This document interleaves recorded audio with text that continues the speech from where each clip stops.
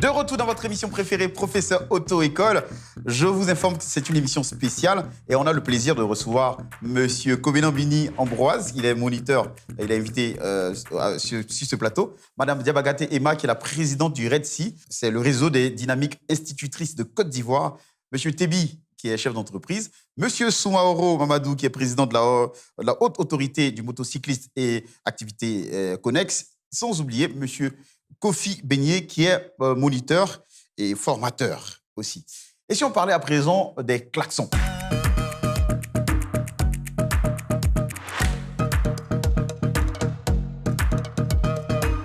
Eh oui, dans nos cités, tout le monde klaxonne.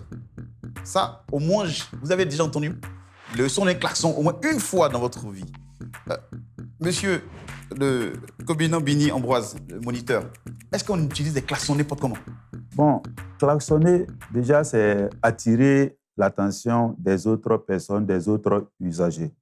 Et on ne doit pas klaxonner parce qu'il faut klaxonner.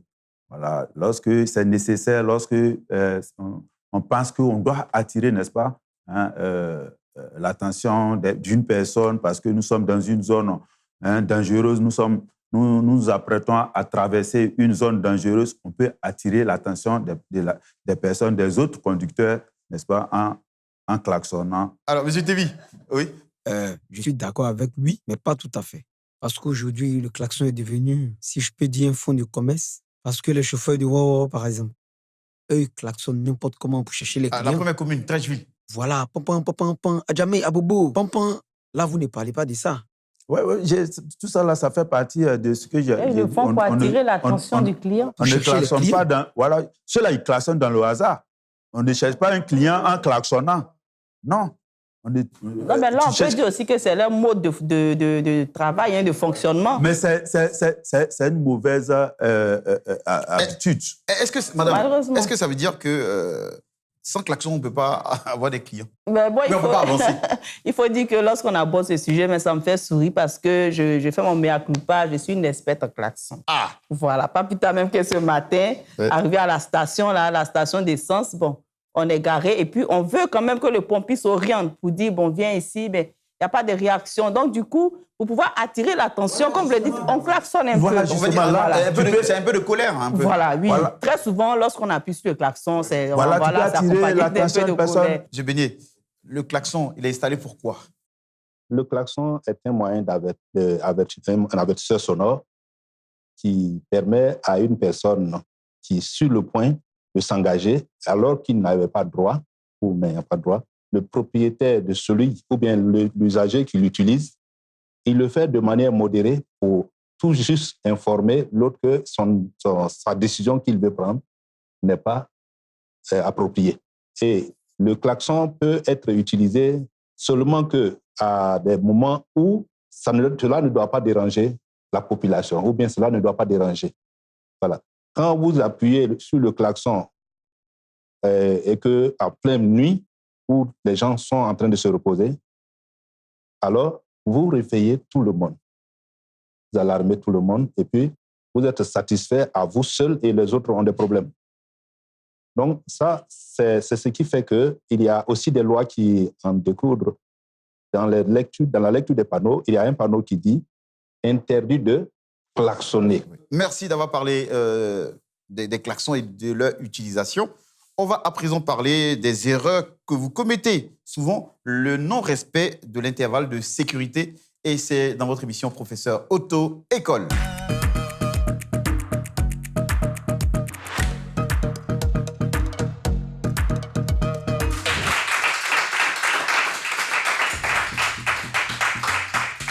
Que ce soit le matin, le soir, dans les embouteillages, qu'on soit en conduite sur une agglomération, sur l'autoroute, on commet beaucoup d'erreurs, surtout au niveau des intervalles de sécurité. C'est quoi l'intervalle de sécurité, M. Beignet? L'intervalle de sécurité se caractérise, ou ça peut s'expliquer sur deux axes. Et il y a d'abord ce qu'on appelle la distance de sécurité. Une distance, ça veut dire que la personne a pris un peu de tangente sur votre conduite. Lorsque vous suivez quelqu'un et qu'il y a une séparation qui existe entre vous. Mais pour pouvoir le constater, il y a des éléments qui le caractérisent. Il y a les bandes blanches. Ces bandes blanches que vous voyez là, en discontinu, le mot discontinu veut dire séparation, séparée de 10 mètres. Les bandes blanches. Les bandes blanches que nous avions là, c'est séparé de 10 mètres. Donc, lorsque je suis un véhicule et que cette personne déjà a une distance par rapport à son allure, je peux savoir que je suis à une bonne distance de lui. Maintenant, quand il n'y a pas de bande, comment je peux observer cette distance-là pour ne pas trop le rapprocher? Il faut que j'arrive à non seulement voir les feux arrière et même les pneus un peu plus bas. C'est-à-dire étant assis? Oui, étant assis, vous le suivez, vous arrivez à apprécier les pneus qu'il a sur son véhicule. Les pneus arrière. Donc, lorsque vous suivez déjà et que vous voyez les pneus arrière, c'est qu'il y a une distance qui vous sépare. Mais toutefois que vous voyez que ces éléments commencent à disparaître sur votre champ de visuel, c'est que vous êtes en train de trop l'approcher. Alors, on peut le dire de manière technique que la distance de sécurité, c'est une distance qui sépare entre deux véhicules qui vont dans le même sens. OK. Distance, comme pas de distance. Et sur les côtés, monsieur le moniteur? Bon, quand on parle de distance de sécurité ou intervalle de sécurité, ce sont deux notions sensiblement égales. C'est lorsque on laisse deux véhicules qui sont en circulation, la distance qu'on laisse, voilà, qui les sépare, lorsqu'ils sont en pleine circulation, la distance qui les sépare, c'est cette distance-là qu'on appelle la distance de sécurité. Et la personne qui laisse la distance de sécurité, c'est bien sûr celui qui est derrière, qui suit. Lui qui est devant, lui, il est en train de partir. Celui qui est derrière, qui est censé laisser cette distance-là. Et pourquoi laisser une distance de sécurité? Parce que tout simplement, celui qui est devant peut d'un moment à l'autre devenir un obstacle. À quel moment il devient un obstacle? Lorsqu'il s'arrêterait brusquement devant toi. Donc, comme le frère a dit tout à l'heure, on peut prendre des repères, comme les bandes blanches, on peut prendre des repères pour pouvoir respecter cette distance-là, en utilisant bien sûr les bandes blanches, et puis aussi il a donné aussi un autre repère en prenant comme repère les roues arrière du véhicule que vous suivez. On va à présent partir pour la dernière rubrique de cette émission, et c'est Mathis qui nous parle aujourd'hui des bandes blanches. C'est une capsule, c'est très fun. Suivez.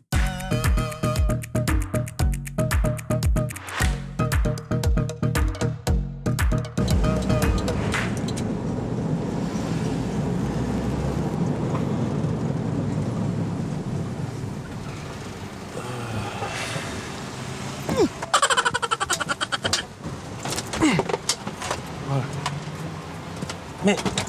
Oh, ça veut dire quoi? Ça veut dire quoi ça? Ça veut dire que sur les bandes blanches ici, là, tu ne dois pas garer ici. Ici, c'est fait pour les piétons. Nous, les piétons, c'est nous, on doit passer ici. Si tu dois garer au moins à quelques mètres derrière là-bas.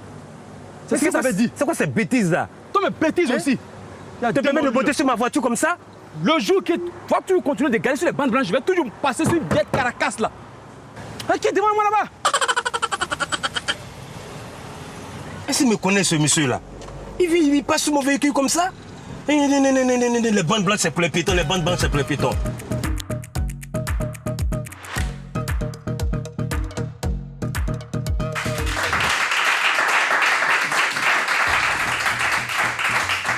Allez, les derniers instants de votre émission préférée, Professeur Auto-École. On parle à présent de bandes blanches. Dans le public, déjà, qui connaît les bandes blanches? Je suis Madame Yeo Noulé.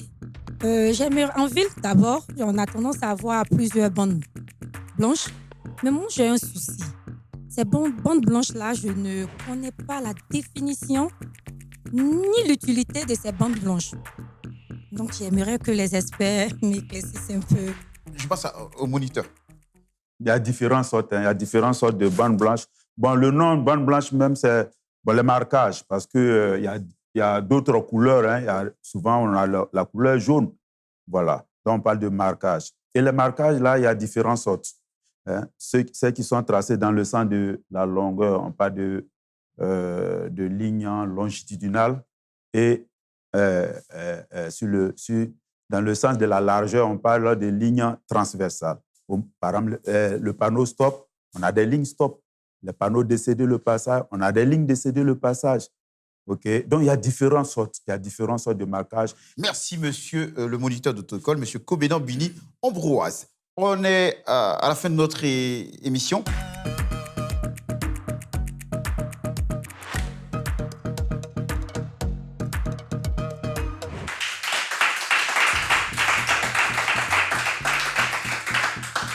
Nous voici au terme de votre émission préférée, Professeur Auto-École. Je vais faire un dernier tour de table, passer la parole à mes invités. Ils ont sûrement quelques solutions, quelques idées à soumettre. Éventuellement, ça pourrait aider dans cette émission. Je commence déjà par M. Soumaro. La moto, c'est l'élément essentiel aujourd'hui de choses comme de la sécurité routière en Côte d'Ivoire. Mais c'est un vivier, c'est un grand réservoir, la moto. Vous avez les motos-taxis, et puis vous avez ceux qui ont les motos, qui les prennent pour leur business personnel, ou bien leur promenade, je vais parler des motards, puis autres. Vous avez cette catégorie. Ensuite, vous avez les livreurs. Les livreurs sont là aujourd'hui. C'est devenu un maillon important de la société. OK, merci, M. Soumaro. M. Tebi, rapidement, un dernier mot. Oui, un dernier mot. Oui. Vous avez beaucoup parlé, vous êtes dehors, vous avez écouté. Mais l'insécurité, vous n'avez pas parlé de l'insécurité. Parce que dans votre système aussi, il y a des voleurs, il y a des braqueurs. Il faut reconnaître. Regardez ce qui s'est passé à Makouri, comment ils ont abattu le monsieur pour prendre les 15 millions. Ils étaient 2 personnes en moto. Ça aussi, qu'est-ce que vous dites? Il faut aussi régler ce problème.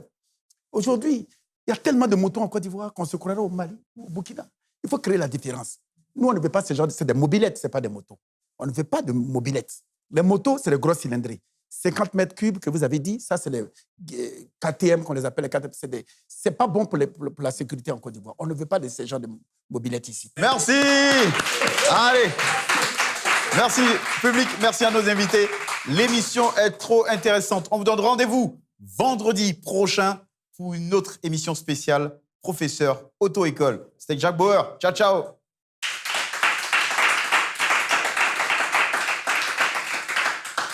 Je suis M. Tebi, je suis moi-même propriétaire de 3 grosses motos. Et il faut reconnaître que la moto est très dangereuse. Donc, avant de conduire une moto, il faut être d'abord normal. Il ne faut pas prendre de l'alcool ni consommer de l'alcool. Et une moto, surtout, n'oubliez pas de porter le casque parce que la tête est très, très, très fragile. En cas d'accident, on ne peut plus rien faire pour vous si vous n'avez pas votre casque. Sachons-nous conduire.